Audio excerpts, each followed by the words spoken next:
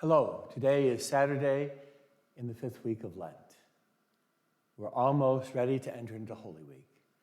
And the scriptures have brought us to a point where now we hear the plots against Jesus grow.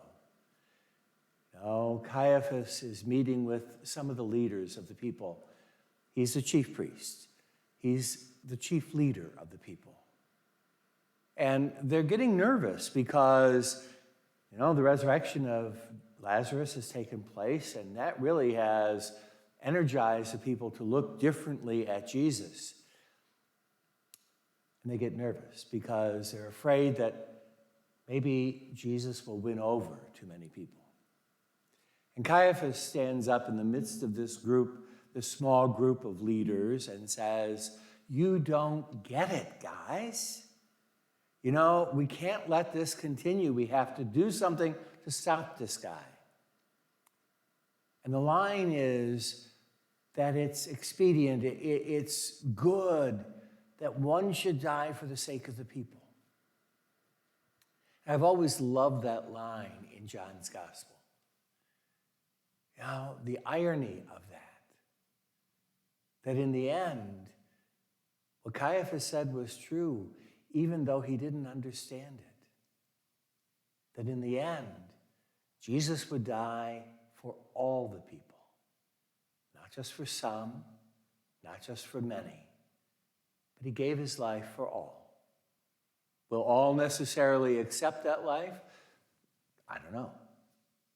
That's up to God. That's not my place to judge that, even though I try at times. But, I'm going to be honest and step back and say, we'll leave that up to God. But that doesn't mean that Jesus only died for a few or for many, or just those who would accept it. He died for everybody because his love is for all.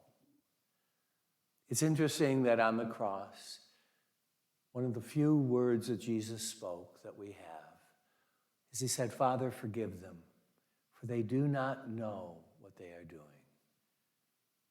Caiaphas and his friends didn't know what they were doing. And yet in the end, they did a great service for all humanity. My brothers and sisters, you and I live day to day, and we don't always know the effect of what we do. But we need to pray that the Lord will take whatever it is we do today and use it for God's good purpose. In the end, I try to do the right thing. And I'm sure in Caiaphas' own mind, he thought he was doing the right thing. In the end, we have to trust God to use what we do today, to use it for God's good purpose, so that the promise of Christ, who gave his life for us all, will continue to grow in this world in a way that will transform it into the kingdom of his promise. Lord, use what we do today for your good. Amen. Have a great journey to Easter.